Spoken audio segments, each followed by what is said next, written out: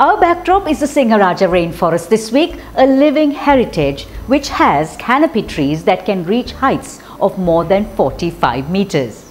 And here's our People's Bank News Capsule with a topic very much in the news: tourism.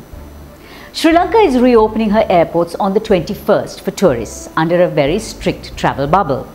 At a tourism industry stakeholders media conference this week, all arrivals who will have the mandatory PCR test will be accommodated within hotels certified as level 1.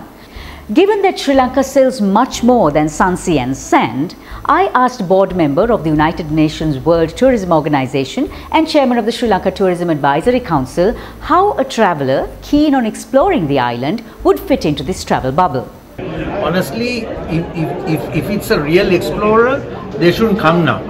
I mean, this is, as I said before, this is more for those who just want rest and relaxation, to stay in one place, maybe for health purposes, to get the sun and sand onto them, who are really suffering in European countries due to the winter. They are the people who should start coming now. Let's say in 6 months' time, when these restrictions are relaxed, because whatever the rules and regulations are now are not written in stone, so those will be relaxed soon. Once that happens, the explorers should come. I also asked the president of the Colombo City Restaurant Collective, Harpo, Gooneratne, how the travel bubble impacts the restaurant industry.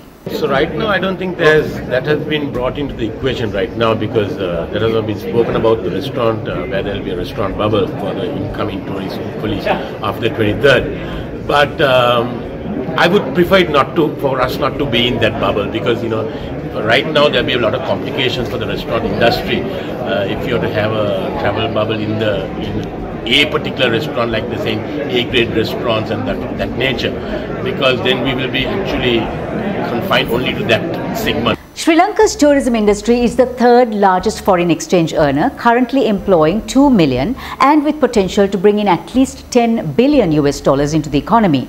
Building confidence for travellers to revisit paradise is a must, and this is one way to do it. We are scrubbing down the floors and washing out the curtains, dusting off the sofas and fluffing up the pillows. We are airing out our rooms and touching up the paint. The brass is freshly polished and your table is all set.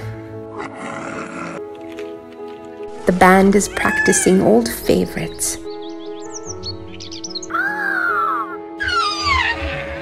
And the fires are ablaze. Our larders are overflowing. Your tea is slowly brewing. We can hardly wait.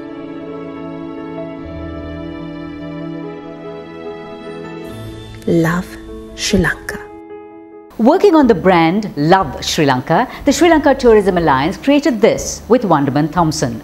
CEO of Wonderman Thompson, Alina Hajioma, gives the thoughts that went into the concept. And so when we wanted to do this film about welcoming people back and telling people how excited we were in anticipation of them coming back, this felt like such an authentically Sri Lankan way to communicate how we were feeling. And that is essentially where the film comes from.